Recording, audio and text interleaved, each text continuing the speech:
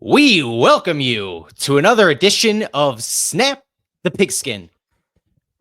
Good morning. We are going to talk the forgotten Super Bowl contender. This show has made a grievous error over the last 3 months. And on the eve of week 18, we are here to correct it. We being myself, Kedrick Stumbris, joined by our excellent host, Noah Clark. Noah, how are you this lovely, we are recording on Friday afternoon. This is a different schedule. How you doing? Different schedule, different year. 2025 is here. Doing pretty good. New year, same me. My resolution is to stay as awesome as I have been over the previous several years. You already are awesome enough. So share some of that with all of us too. We are gonna get rocking and rolling. We have our drive of the week, bring home the bacon, pigskin picks, where we have a shocking development in week 17 that I am excited to share with you all later on. But let's start on first down. Have we ignored the Kansas City Chiefs this season at our own peril? I'm sitting in South Texas on Christmas Day, sitting on the couch, and man, the Kansas City Chiefs slicing and dicing a defense that on this show we have praised several times over, not only because they are the Pittsburgh Badgers, but because the Steelers have been one of the most excellent defensive units that we've seen probably in the last handful of years in the NFL, propping up an offense that is not worth much of anything. And the Kansas City Chiefs that didn't do much all season long are fully rounding into form. And we have not talked about this team on this show basically all year, even though this is a 15-1 football team where we have done one dedicated segment on the Kansas City Chiefs all season long. Noah, is this our most grievous mistake of the NFL season, is not talking about the Kansas City Chiefs? Probably the biggest miss, I think, out of this entire show that we've done. Probably the biggest miss. Kansas City. Yeah, because we've talked about Kansas City. Probably we've only had them once on our show as a segment. This is in October when they were the last undefeated team. That's the only time. And we've talked some Chiefs, but that was the only dedicated segment we did on the two-time defending Super Bowl champion. Yeah, and now here we are, the last game before the regular season. I mean, Kansas City, I'm really impressed with the way that this team has played. I mean, oh my goodness. Like, Dave, they have every week made every game so must-see TV because they make these games so close. Now we're getting into the final week. We're getting into December, and they have really impressed. I mean, they're starting to look like the team that we have seen in years past. Their offense is starting to get points. Their defense is starting to, but they've still stopped teams. They're getting turnovers. And Patrick Mahomes, that's the biggest one. Patrick Mahomes is playing like Patrick Mahomes again, which is very good for Kansas City. I mean, I was really thinking that out of all the teams that they would lose to in the final stretch of this regular season, this would have been the team. Pittsburgh, really good defense, have a ton of defensive players that are going to potentially be all pros, Pro Bowlers by the end of the season. You have TJ.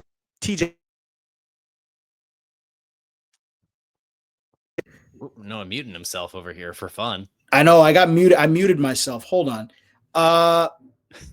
But here, let's turn back on. Can you hear me? Yeah, you're good. All right. So oh my God. Apparently we found the next biggest mistake of the show is Noah not knowing how his microphone works. No, not at all. But anyways, I'll fix the mic. TJ Watt, defensive player of the year. He's one of the best pass rushers. And Patrick Mahomes and the Chiefs just came out and put it to them. I mean, this was no contest. And from most of the day, it really it really was, kind of what we've been waiting to see from the Chiefs. Is we've been waiting to see not their defense, but their offense really kind of step up and really go out and play just a full 60-minute game. And they did. And not only that, but Travis Kelce also broke a record too, by the way. He passes Tony Gonzalez for, I think it's the most receptions in Chiefs history, with receiving touchdowns in Chiefs history. So that, congrats to him. And now here you go. I mean, like, now we get to sit back as Chiefs fans, not myself, but like as Chiefs watchers, get to sit back. I get to watch Carson Wentz, get to don't have to worry. But this Chiefs team did not expect them to finally turn it on at this point at the regular season. This team is 15-1. Their only loss is to the Buffalo Bills. And since that loss, they have completely turned it on. Where, look, before Patrick Mahomes was like a pedestrian quarterback, now he is dealing. Since they lost to the Bills, Mahomes has thrown 11 touchdowns, 0 interceptions, and is up to 260 passing yards per game in that point in time. It is wildly efficient. But beyond the offense, like, the offense is still kind of bringing it along, but it's the defense that is just prolific over the last handful of weeks. Since week 13, the Chiefs are, by EPA per play and by success rate, a top 5 defense in the NFL. So while Patrick Mahomes, maybe he slips in and out of this top 7 to 10 quarterback range this season, but they're going to be able to continue to win games on the back of that defense. And if the Chiefs can do that, they are going to be a wildly difficult team to dispose of in the NFL playoffs.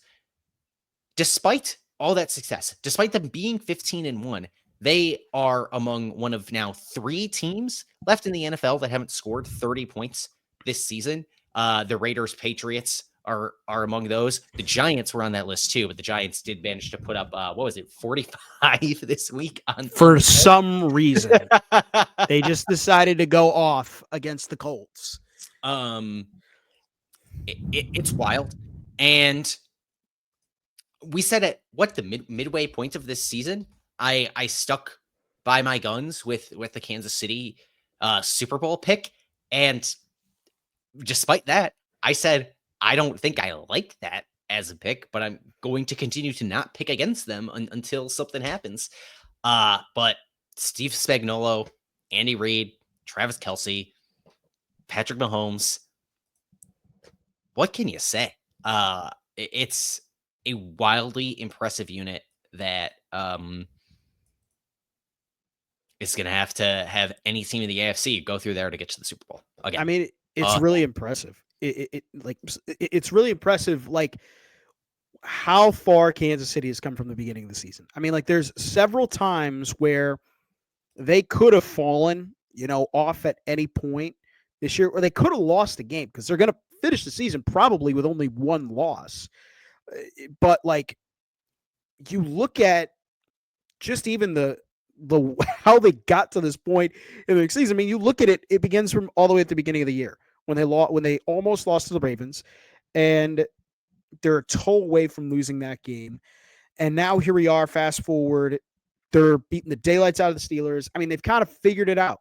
And while I give credit to the offense for being able to now kind of figure themselves out, I got to give credit to Spags. Got to give credit to Steve Spagnuolo. I mean, like, that's the engine of this team. Yes. This team wouldn't have been where they are at without Steve Spagnuolo. And it's shown. I mean, they're one of the top 10 defenses in the NFL. And surprisingly, like, while the offense has struggled, the defense has stayed at that same level every single week. And it has been really, like you said, it's been the engine, and Spags has been kind of the catalyst for what this Chiefs team has done all year long. And I don't know if he'll get any head coaching looks. I think he should, because he's that good of a defensive coordinator to where some team could definitely use his kind of defensive style. But like, he's done a really good job with his Chiefs defense, especially when you look at it in 2020, they were one of the worst defenses. They had not one of a really top defense in the National Football League, and Spags came in and he's completely changed that, that narrative. Or actually, excuse me, not 2018, because they brought him in 2018, and it was the year after they lost in the championship game. The defense was so bad. And Spags come in there, and now you look at it, top 5, top 10 defense. Really impressive what he's done. Yeah, they still can't run the ball, but yeah. I mean, it's still, they'll figure out something, and congrats to Chiefs. Man, they're rolling. Yeah, they absolutely are. I would love to see them go out there and run the ball, but like, who cares at this point? They're winning games. It's not like they have been completely inept at it, but they are certainly one of the worst. They will likely enter.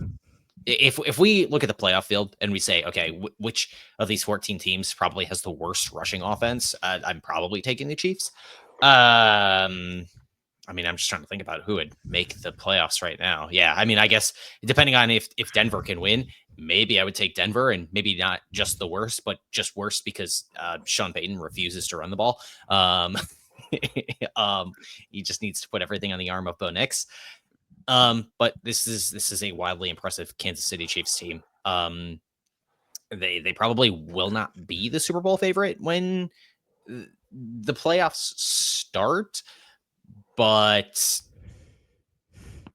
they have as good of a chance as they have had in the last 2 seasons to do it again, and that is bonkers. They just don't lose, and now they are not losing because of getting away with it. They are not losing because they are demolishing opponents, and Patrick Mahomes looks not quite like number 1 with a bullet quarterback in the NFL, Patrick Mahomes, but certainly well above average, and with a top 5 defense. That's about all you need. We're gonna move on to second down here, as the Cincinnati Bengals stay alive in the AFC playoff race, shockingly, because they do not have anybody on this team who is worth a damn other than Joe Burrow. But Joe Burrow has a masterful performance once again for the Kansas City, or sorry, not for the Kansas City Chiefs, but for the Cincinnati Bengals. Over 400 passing yards. They get by with a win over the Broncos, put the Broncos season on life support, put their playoff chances on life support, I believe, back around our mid-season playoff redraft kind of projections that we did. I believe we highlighted that game as a potential playoff elimination game. It did not quite end up that way, but now Joe Burrow has the Cincinnati Bengals on pace to potentially make the playoffs, and I don't know. They may or may not get there. We will see. Noah, what did you make of the Cincinnati Bengals getting a win to keep their season alive?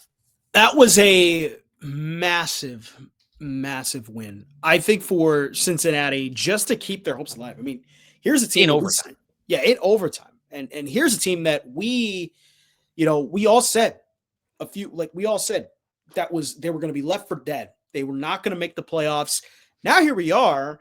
Once again, they're doing the same thing that they've done the last 2 or 3 seasons, where they finally, figure out who they are as a team and try and galvanize the group together and get this team into the postseason. And another prime example of this team, what they've done for the last few years, is when they played Denver was it Saturday? They played Denver on Saturday. Mm-hmm. And man, I love the Bengals.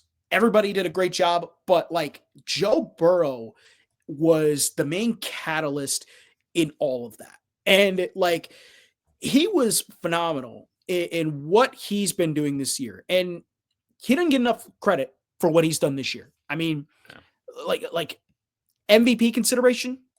I mean, he may not make the playoffs, but like he's playing to a level that, is pretty, is MVP worthy. I mean, you look at coming into this year, mind you, he's coming off a season-ending wrist injury, for the Cincinnati Bengals. This year comes in 4,600 pass yards, first in the league, 42 passing touchdowns. That is first in the league. And he has a QBR rating of 76.7, which is second in the league. That is really impressive. And that is really, especially with the team that he has too, and how they've played this year. The defense has been terrible. They really haven't had much of a run game this year. Their offensive line has been a sieve at some points. Like it has been that bad. And he still is going out there and putting up these kind of numbers.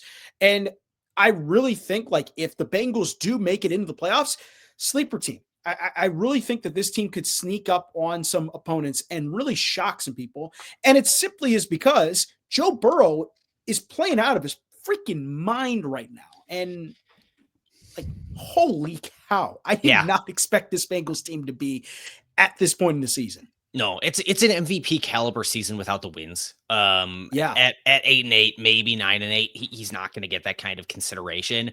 But like you laid out the raw numbers, and by success rate, he is second in the league by only fractions of percent in dropback success rate as a quarterback. The second only to Jared Goff, right? Who might lead that Lions team to being the number one seed in the NFC in a loaded NFC. He is top 5 in dropback EPA. He has been, just in terms of quarterback play, he has been the most prolific passer of the football in the league this year. Insane numbers. Well, and here's the crazy thing is the NFC has just been loaded by team performance, but the AFC is still, like we have said over the last, 4 seasons, basically since the Bengals made the Super Bowl against the Rams. It's all these top 5 quarterbacks really living in the AFC. Patrick Mahomes has been, kind of just fine between his 15-1 Kansas City Chiefs record and 2 Super Bowls before it. But Josh Allen, likely MVP. Lamar Jackson, maybe the MVP. Joe Burrow, probably worthy of MVP consideration, despite the fact. And guys like Jared Goff, I guess not going to get real MVP consideration just because of the raw numbers going on in the AFC. Sam Darnold, not going to get MVP consideration because of the raw numbers going on in the AFC. Jalen Hurts, not going to get MVP consideration because of the raw numbers going on in the AFC. And honestly, if you copy paste Joe Burrow onto any of those NFC teams I just mentioned right now, can you imagine? That's a Super Bowl team. That may be one of the greatest teams of all time. Yeah. And I don't know what the deal with, like, even this depleted version of the Detroit Lions, if Joe Burrow can do this with a team that has just been depleted all year, I don't know. Imagine Joe Burrow with that defense that they have in Minnesota. Come on. Yes. I mean, like, it sucks that he's on the Bengals, and because Cincinnati, they did not really have a good offseason. Did not have a good offseason. Like we talked about this all the way back in August. They didn't have a good offseason. The only thing really that, that has been the big talk, the whole offseason was their wide receivers, if they're going to keep Jamar Chase or if they're going to keep T. Higgins. It doesn't look like that's going to happen. And needless to say, I mean, Joe Burrow, if they do make the playoffs and it's going to take a little bit of push from other teams to get there. But if they do make the playoffs, like, that would be considered a massive boost for this team, especially with what they've had to go through from the beginning back in August to get here. And especially even too with Joe Burrow. I mean, he's coming off a wrist injury that he sustained last year, a season-ending wrist injury. Not many players can come back from, a wrist injury, and I think it was his throwing hand too. Not many players can come back from an injury like that to go out and have the season that he's having. And you look too, it's not even going to be considered, it's not even going to be considered for the MVP because, like you said, the other quarterbacks in the AFC are at the same level, if not even better than Joe Burrow. I'm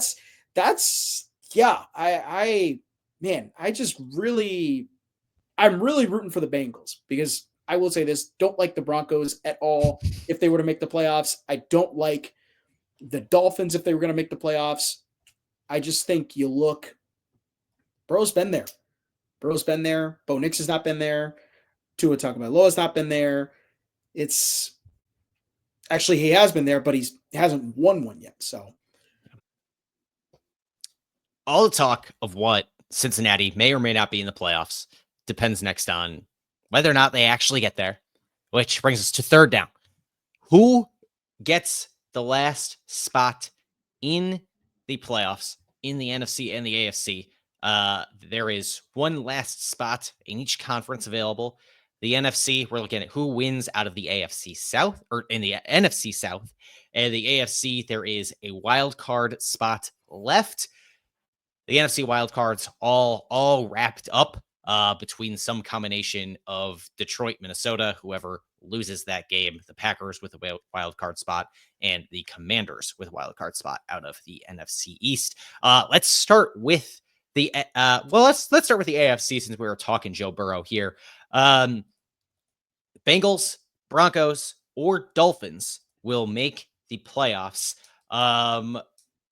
Most likely a Bengals playoff spot, I believe, because they control their own destiny, if I am correct there. No, I know you worked all of these in. Or is it simply the Broncos that control their own destiny here? It's right now Denver. Denver's the only team that controls their destiny. The Bengals would need the Dolphins to lose, and so they need the most help. Yeah, the Bengals would make the playoffs if the Broncos lose and the Dolphins lose, and if they beat the Steelers. And the tough part is for Cincinnati is they won't know that until like Sunday because they have to play Saturday. So they got to play and then sit and wait. Yeah. They got to play the good old fashioned sit and wait game, but Denver right now is tied for the better conference record over the Bengals, but these two just played last week, so the Bengals do have the tiebreaker. However, Denver has the better overall record. They are at 9. I don't think people care about the tiebreakers at this point in time as much as it is, hey, this scenario's how our teams getting in. Yes. Bengals need the most help, need a win and 2 games of help. They do. Miami needs a win and 1 game of help. The Broncos, however, can be win and in. Win and in for the Broncos against the Carson Wentz Chiefs. Kansas City Chiefs. Carson Wentz Chiefs. Which, man, sure, that's the benefit you get by playing the Chiefs in Week 18, I suppose. You get to play Carson Wentz. Noah, who do you think gets the final wild card spot in the AFC? My gut really want to go for the Bengals. Ideally, I think it's going to be the Broncos. I think they've done enough to get themselves a wild card spot. I think you look at it, they've been playing really well down the stretch. Their defense has played well. The only issue is going to be that run game, but yeah, I also think too the matchup is perfect for the Broncos to not lose this game. Like they're playing Carson Wentz. Like this is a very winnable game for them in any situation. I'm gonna take the Dolphins, actually. Really? I'm Interesting. gonna take the Dolphins. I don't imagine Cincinnati getting all the help it needs. They need to beat the Steelers, and the Steelers are still playing for something. If the Steelers win and the Ravens lose, the Steelers get the AFC North title. So there is something on the table for the Steelers. There's an entirely reasonable scenario in which Cincinnati is not able to pull out that win on Saturday. Meanwhile, the Dolphins are just sitting there needing a win against the Jets and a Broncos loss. Look, anybody who's just needs a win against the Jets basically gets it. Essentially. And I don't think Bo Nix and Sean Payton have it in their bag to get one over on this Spagnuolo defense. I know they aren't going to show a lot in this game, but it's not like there isn't much for Spags to put on tape that they have not already. It's still going to be a defensive effort. There's still going to be plenty of guys out there auditioning for contracts on teams next year. Lots of players putting out effort in this Kansas City Chiefs game. Meanwhile, I know the raw numbers for Bo Nix have been pretty good, but it's just because they don't do anything except pass the ball. And a lot. Yeah. Against a Spags defense that has been excellent this season, I think they're going to have Bo Nix in a little bit of a blender. And I know that we've seen this matchup once before, and they did. It's a game that the Broncos were, that Chiefs didn't look great in that game. But I can't imagine Bo Nix putting a team on his back down here with Kansas City performing the way it has down the stretch of the season and losing. Even with Carson Wentz at quarterback, he's a serviceable backup. I don't think they're going to ask him to do too much, and I think they're going to be able to find enough points to put him on the board to win. I know that Denver defense is like okay, but I don't know. I think that's the only way the Broncos win this is if it's a really ugly game between two really, really good defenses, because that's what these teams have both been down the stretch of the season, is top 5 defenses, which might make this ugly. And I think Miami is more of a sure thing. Yeah, Miami. I mean, they have the easiest path, or they have the easiest chance of winning their game because they play the Jets. It's really kind of up to them to see if they can do it.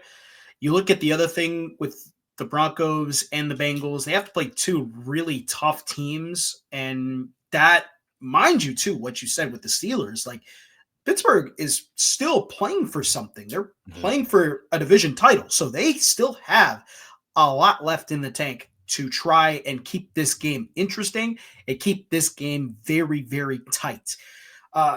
It just, to me looks like if for Denver, if they figure out a way to somehow beat the Kansas City Chiefs, this would be the opportunity to really kind of, let me phrase that. If this is the chance you have to get back at the Chiefs for what happened in the first meeting, this is the best opportunity to do it, and to do it without Patrick Mahomes. I think they can do it. I think they also have the easiest path. All they got to do is just beat the Chiefs and they're in. But I also think too, Miami does look very interesting. I do think though, if Miami were to get in, they would probably be instantly bounced out of the playoffs because that's what happens every year. Yeah, it happens every year with the Dolphins. And I think just seeing something different with the Broncos or the Bengals could be interesting. I think Miami would just get dog walked all over in the postseason.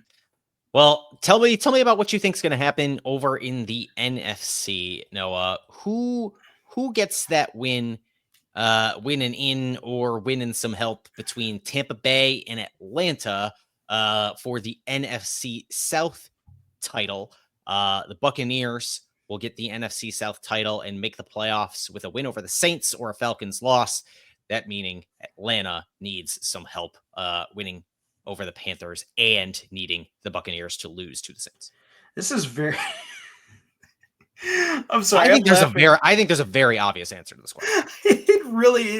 It's Tampa Bay. Like, come on, what are we doing here? But it's also like, too, the NFC South is so gosh darn bad. They've been so bad this year, and I disagree.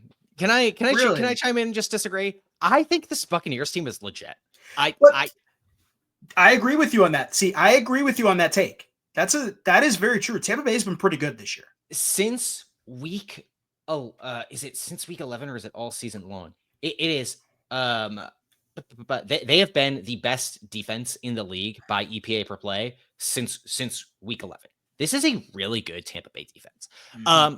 It's not and they had a horrific run defense earlier in the year. Just before their bye, they were 28th in the league in yards per carry against. They were letting teams run all over them. Then they went into that game against San Francisco, held them to under 4 yards per carry, held San Francisco to under 4 yards per carry. And yeah, San Francisco hasn't been all that this year by any stretch. But they held a pretty solid team to a poor rushing effort. And then ever since they came out of their bye, they have been excellent against the run. Nobody has been able to run the ball on Tampa Bay since that game against San Francisco. They have allowed, I think it's the third lowest yards per carry in the league since that game. They have figured out the rushing defense. You combine that with the fact that they have an excellent passing offense. I think this is a dangerous team in the playoffs, considering the fact that every other team in the NFC, who I think is a contender, really does rely on their rushing game. Really does rely on their ability to run the ball, setting up the pass. The Packers do it. They run the ball most of any team in the league during the first quarter. The Detroit Lions need to be able to have a complementary game alongside Jared Goff. The Minnesota Vikings need to get Aaron Jones going throughout the year. And the Philadelphia Eagles with Saquon have been what they have been. If you give me a Saquon versus Tampa Bay defense matchup in the playoffs, like, I don't know, feels like a coin flip game to me. I think this is, I get we can make the jokes about the NFC South. I get that Atlanta wasn't what we thought Atlanta would be this year. And we said the only way Atlanta doesn't win this division is if Baker gives us another season of new Baker. That's what we got this year. And so I'm in. I think they are good. And that Saints team is bad. They're not playing for anything. Mm-hmm. Tampa Bay might go out and shred New Orleans. And so I just don't see a scenario in which Atlanta gets both the win and the help that they need. Because frankly, last few weeks, Panthers haven't been that bad. Maybe Atlanta loses that game. Yeah. Carolina's been playing for something. I mean, they're playing at least just for, their pride. Playing for pride. And that game could be very interesting. I also think too, you look at Tampa Bay, I mean, they have one of the top 5 passing offenses in the league. I mean, they've just been really good this year, and Baker Mayfield's been really efficient. Like, we've had conversations about Baker Mayfield being the MVP this year, at least being an MVP candidate early in the season. Yeah. And he's been playing still at that high level. And you're right. Like, with the rush defense, they have been really good at stopping teams. I'll put it even too in this way. Like, if I'm choosing a quarterback matchup between Baker Mayfield and Jalen Hurts, I'm going with Baker. I think I might go with Baker in that matchup, because I think once you figure out we've seen it with a lot of these teams. We've seen it multiple times in the regular season with the Eagles and the Lions and the Vikings. You stop the run and you make these quarterbacks throw. The quarterback play sometimes just isn't there. And especially with Detroit. that is one of their bigger weaknesses is once you stop the run game from Detroit, they have to go with Jared Goff, and it becomes a situation where like he can only do so much for you before he starts to fall apart. I mean, it's not that they can't win a game on the arm of Jared Goff. I mean, they kind of just did that against San Francisco. They've done that against the Packers. Yeah. It's possible, but I more so for this week in particular, the Saints don't have a passing game to speak. Right. They can run the ball. They can run the ball all right. But so you're going to take that advantage possibly away from New Orleans by Tampa Bay with a really good rushing defense. You also got to give I credit. Don't see it. You also got to give credit to the Bucks and their drafting.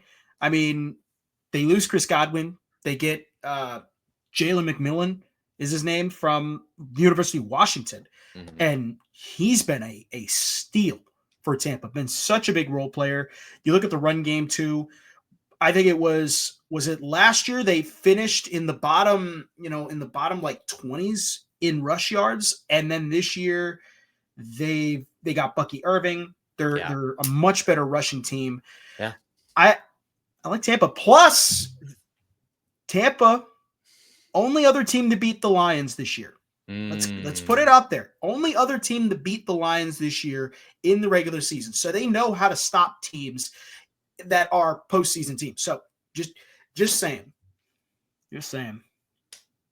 I thought Todd Bowles was going to get fired. Yes, I did too.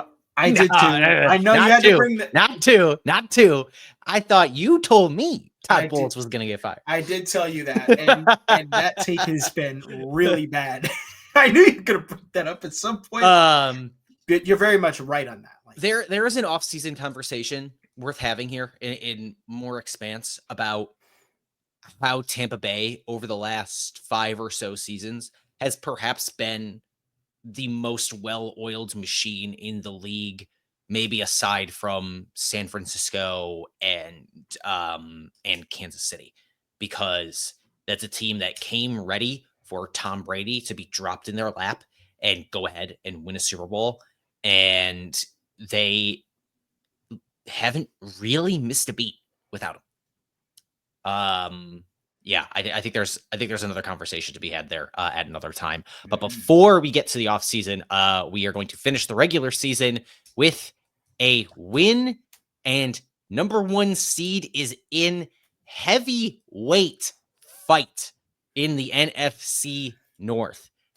The Vikings and Lions, because the Packers can't do crap against Super Bowl contenders, will meet with the number 1 seed in the NFC on the line. This will close the regular season on Sunday Night Football. Noah, Minnesota, Detroit, who you got? Ooh, this has been fun. Going back to last Maybe not who you got, because we're going to do that at the end of the show. I was going to say who you got, but this is going to be a fun matchup. I mean, I really was hoping that these two teams would meet at the end of the season just to see chaos ensue in the NFC and in the NFC North and have it be so very interesting. And we're going to get that matchup here. The Vikings have been playing, while the Lions have been playing really good football and they've led the NFC North for the entire year from start to almost finish. The Vikings, man, they have started to get things clicking, and they're starting to look like a team that looks like, dare I say it, and I hate to say it, a Super Bowl team. I mean, they've been really impressive. You look at it, they've won since, their last loss came against the Rams, which was back in October. Since that loss to the Rams, they have won 9 straight, which is almost a franchise record. They are almost at the record of 10 wins. That's the most by any team. That's the most by any Vikings team for a season streak, or consecutive wins in Vikings history. I mean, they've just been playing well. What's even more impressive is the fact that they're a really complete team. As much as we give Detroit credit for how well they've played this year and how big of a boost it was to have Ben Johnson come back. Like Minnesota, we talked about this team at the beginning of the year. I said it, you said it. They were going to finish last in the division. They were not going to be a team that was going to be very threatening. Now here we are. They're sitting, in a prime position for a chance to get the number 1 seed and have and have the road to the Super Bowl come through Minneapolis. And they've been so good. They've been so complete. You look at with Sam Darnold, how big of a pickup that has been. Like, oh my goodness, how much of a steal has that been?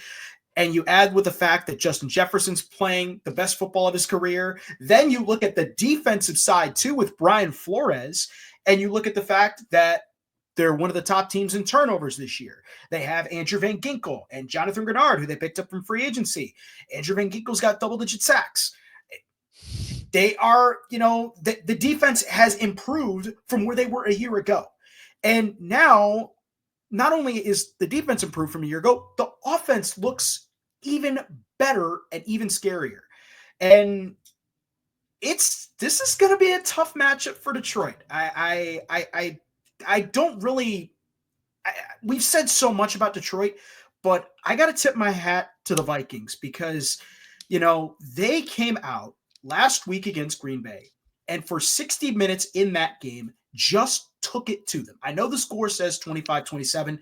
It should have been 35-3. Yeah. With the way that game was going. The last time these two teams played, it was a Detroit win by 2. Mm-hmm. Detroit did not have 13 defensive players on injured reserve at the time. Yeah. They now do. Detroit did not have another 4 players on the injury report this week on defense. Now they do. Aaron Jones got off the injury report today for Minnesota. He's a go. Last time these two teams played, it took 7 receptions by Justin Jefferson to get to 81 yards. No chance in hell he requires 7 receptions to get to 81 yards in this game. Mm-mm. Absolutely no chance. This might be a fun game. This might be a blowout. Whoa. That's spicy. That's very bold take. I would not be surprised if this were a blowout. I think the Vikings offense may take advantage of a very, very, very limited by injury Detroit defense. Mm-hmm. This is a Brian Flores defense, like you mentioned, that if you can pressure Jared Goff, I know he's better than he used to be under pressure, but like it's Jared Goff. They do ridiculous things to quarterbacks. They do ridiculous things up front. And if Ben Johnson can scheme something up against this Brian Flores defense, I will be wildly impressed because nobody has done anything like that throughout much of this season.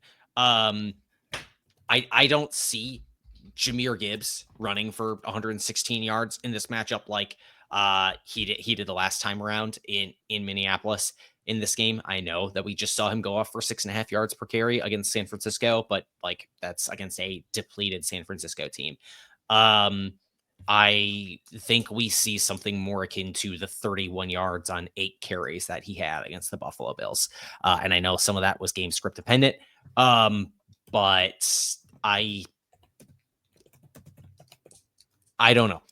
Maybe Minnesota sends the house too often on pass blitzes, and it allows Detroit to open up some unique running lanes for Jahmyr Gibbs and give them a little bit of something.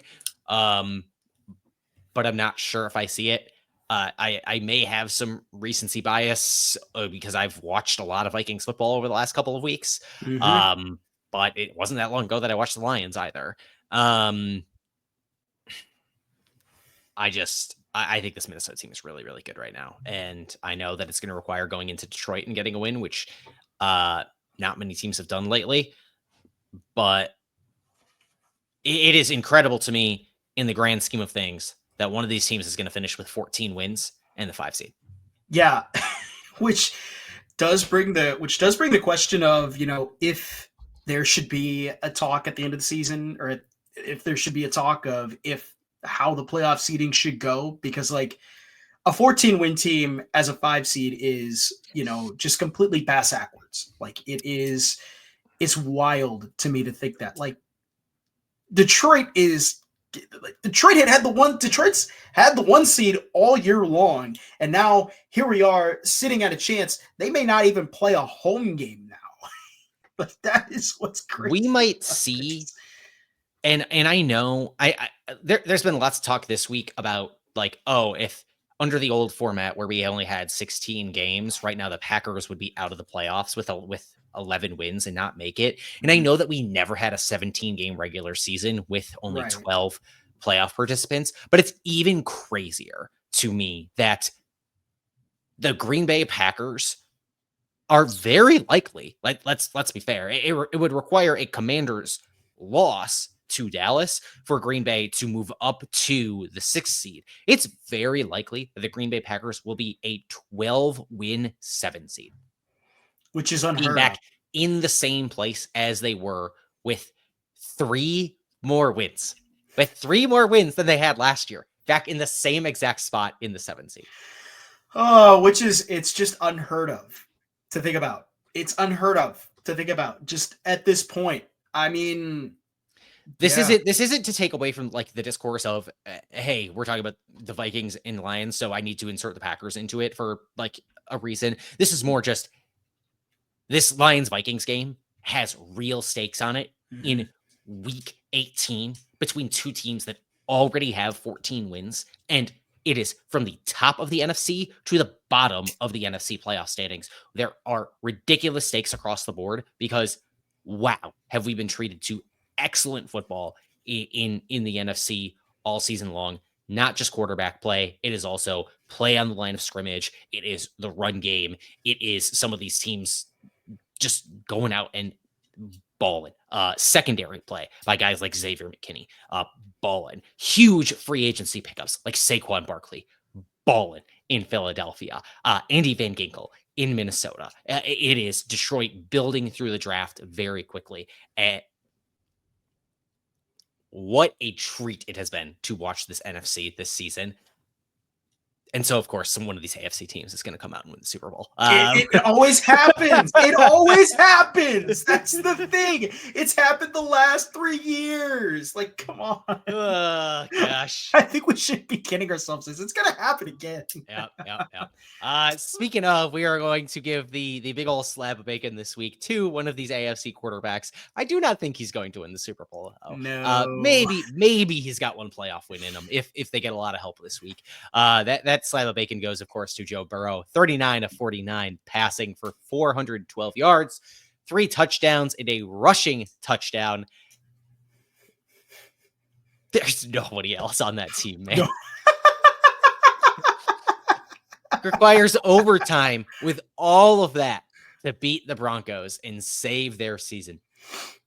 Oh my gosh, Joe Burrow, big old slab of bacon to you. Maybe we'll just give you the whole pork shoulder at the end of this season because you deserve it for willing that team into contention, which is crazy because last year it's a team that was in contention despite Joe Burrow not being around the whole season. Mm-hmm. They were still in a spot like with 3 games up to play for a playoff spot. How did we get here? All right. We're moving on to our Pigskin primetime picks.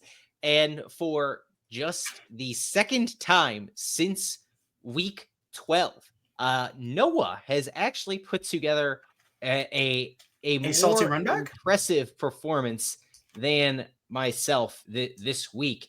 Not that he has pulled ahead of me by any means. But look, you had the Seahawks by 3 over the Bears. Seahawks won by 3 in a game that set football back centuries. You had the Rams by 4 over the Cardinals. The Rams won by 4. Impressive performance. Commanders by 6. You had them by 10. I had them by 7. So we were pretty spot on for the games that happened after Christmas Day. Those games on Christmas Day, of course, real blowouts there that I don't think we were quite anticipating. Not really. No, but hey, Noah, for one last time, should we put some picks together here? Well, we still got the playoffs to do here. We got our pigskin playoff. I suppose that is true. Let's start with Bengals, Steelers. Noah, we will give you the honors. Someone who just had the more impressive week here. Bengals, Steelers in prime time on Saturday night. Steelers need a win to stay alive in the race for the AFC North. Bengals need a win to stay alive in the race for the final wild card in the AFC playoffs. How do you see this one shaking out? I got the Bengals winning this one. Bengals by 7. I said this, a couple weeks ago. Or I think I said this a few weeks ago, or last week. I said the Steelers, I just think right now they've lost momentum. I think they've been playing so well, and then they get to that Ravens game, and all their confidence is shot. All their confidence kind of is shot. They really do not have anything left. And look what happened on Christmas Day. They got the doors blown off them by the Chiefs, and it was at home. And I see them at the end of this season. Yeah, they're going to make the playoffs, but still, I just don't see them having that kind of momentum anymore. And I don't see them having that kind of fire and intensity that they've had the last few weeks of the season. I got the Bengals in this one. I think the Bengals right now, when you're playing desperate, you're going to have their intensity is going to be kicked up a notch. And Joe Burrow's playing at a really good level right now. He's playing really good football at the right time. I got the Bengals making it. I really hope that they make the playoffs. Really hope that they make the playoffs because he has been incredible this year. So give me Bengals by 7 in this one. Pittsburgh's been doubled up each of the last 3 weeks. That's not great. Nearly tripled up by the Kansas City Chiefs. The difference there is that I think the Ravens defense, the Eagles defense, and the Chiefs defense are probably all better than the Bengals defense. So I think the Steelers are more live here than they have been over the course of the last 3 weeks against the Browns, which is the last time Pittsburgh the last 3 weeks has played Super Bowl contenders, the Eagles, the Ravens, and the Chiefs. So I think maybe our view of the Steelers is a little bit warped from their performance throughout much of this December. It's a team that at least against Cleveland was able to put up 27 points on offense. Maybe they can do something a little bit similar here. I'm going to take the Steelers here. I don't think Cincinnati can finish the job. This is one of the best defenses that they are going to have to see throughout the year. The Steelers-Bengals game at the beginning of December was a 44-38 barn burner winner for Pittsburgh. Yeah, and of those 38 points, one of those was a pick 6 from Russell Wilson to the Cincinnati defense. Do I think Pittsburgh's going to put up 44 points? No. But I think they're going to win this. I think this is the best defense Cincinnati has faced in a while. I think this is probably the best defense in the National Football League. Give me the Steelers. I think they slobber knock one out by 3. Slobber knock. Yep. That's an interesting vocab right there. All right. Moving along. This is only 2 primetime games this week. Got dose. Yes. Finally, Vikings, Lions, I think I may have tipped my hand a little bit on this one here. But Noah, who do you have between Minnesota and Detroit in the battle for the number 1 seed in the NFC? Loser goes on the road to go play the Tampa Bay Buccaneers. Yeah. Which, man, what a brutal pull. That's assuming Tampa Bay wins, but brutal. It'd be terrible, especially because the Lions already lost to them early in the year. Yeah. We could have all of this about the Lions all year and watch them go out in round 1 at Tampa Bay. That would be shocking. Which is, it'd be shocking. I got Minnesota in this one. You had me convinced enough to where I think this could be a blowout for Minnesota. Woo! I think I got Vikings by 15 here. Vikings by 15. I maybe, you know what? Actually, let me be more realistic. Vikings by 10. That feels better. Let me be more realistic. Vikings by 10. I think Minnesota is the hottest team right now in the NFC. They're absolutely cooking with gasoline, and they've been playing well. They've won their last 9 straight. They have just been freaking cruising. Sam Darnold's been insane this year. Justin Jefferson, always know that he's insane. And that defense for Minnesota has been really a nightmare for teams to go up against. And Detroit, they have a lot of players on the defensive side on IR, and I just don't see it happening. I think the only way if Detroit's going to make this game interesting, they have to keep up with the Vikings on the offensive side, and I just don't see it happening. I got Minnesota by 10, and the road to the Super Bowl goes through US Bank Stadium, the House of Horrors, as I like to call it, whenever the Packers go play there. That stadium is a nightmare to play at. Look, I think there's a script where Minnesota blows out Detroit. I don't necessarily think it's going to happen. Detroit's had a much better passing game all season long. They've had a much better passing attack down the stretch of the season than Minnesota has had. So, when I say I think this could be a blowout, I'm not necessarily predicting that to be the case. But I think if one team's going to get blown out, I think one team's going to be on the wrong side of a blowout. I think it's going to be Detroit. I think ultimately this game is a lot closer than that. But I think Minnesota wins. I think Minnesota wins by 3. I think this stays pretty close. I think we get an excellent end to the regular season here between 2 teams. And I think the difference is something like I think Minnesota on defense can give Detroit more difficult looks than Detroit can give Minnesota at this point. I think it's been a great year for Detroit. I think they just got a really, really, really bad draw on the injury front this year. And it hasn't come calling for them yet. But they gave up 34 points to San Francisco. Mm-hmm. And that hasn't been a good San Francisco team. They needed 40 to get by them. They put up 40. But they needed 40 to get by a San Francisco team that just has not been awesome all year. How many times can Jared Goff put up 35? Can he put up 32 to win games? Can he put up 31 to win games? I just don't know. And that's not to say that I think Sam Darnold can put together 4 games to win it. But if Detroit loses, they need to go on the road, Tampa Bay, play outside, maybe in the rain. I think they're done. Yeah. It's not been easy, especially you look at the last couple teams that have gone to Tampa. The Cowboys were able to go to Tampa, blow them out.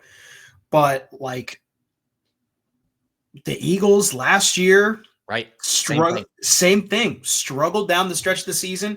They were able to get into the playoffs, but then Tampa. It's not like Detroit has been struggling like that. No, it's not like they have. It's just more of like they're kind of not on a good front with the way that things have been going. Like the injuries you said, they have not been able to stay healthy on the defensive side enough to where they can make a run, and that's what I think could bite them. Is they play Tampa, a team that they lost to very, very, very early in the season.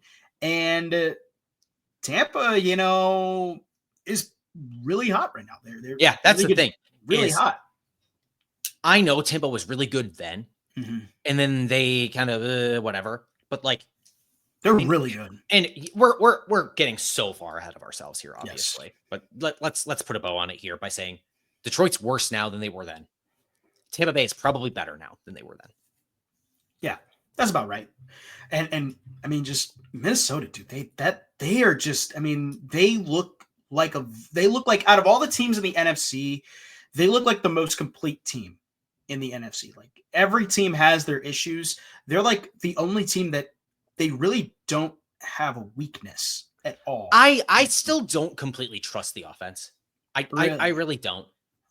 You're gonna get Justin Jefferson open from time. They don't have like a whole cast of receivers to throw the ball to, right? And that's where I think it doesn't matter against Detroit when they are so limited by what is available to them, particularly in the secondary with so many injuries in the secondary, not just the guys that are on IR, but like 2 of the 5 guys who are still on the injury report are also pieces in the secondary. Yeah.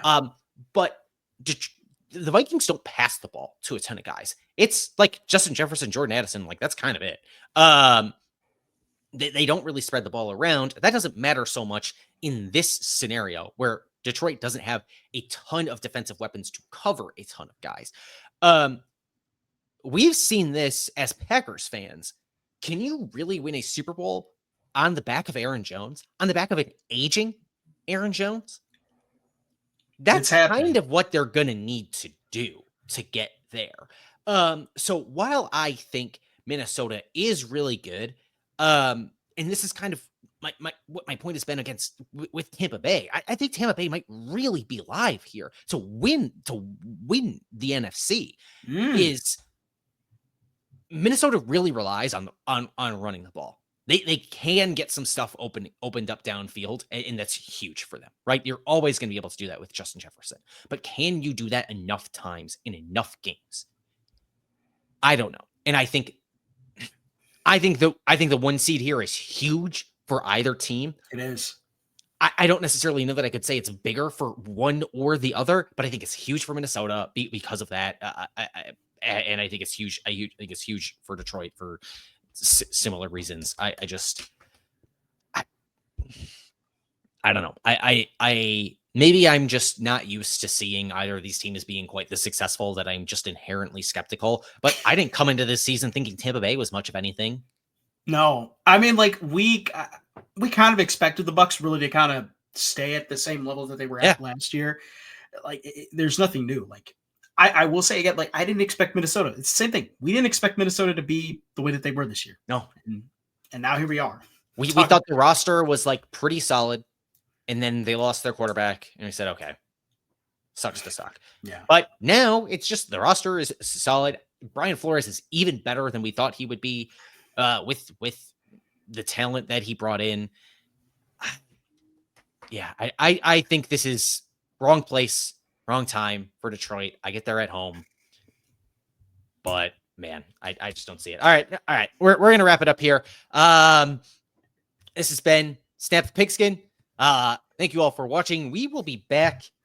Oh gosh, when should we do this again, Noah? I know we need to figure this out a little bit. There's no Monday games. Do it on a Tuesday.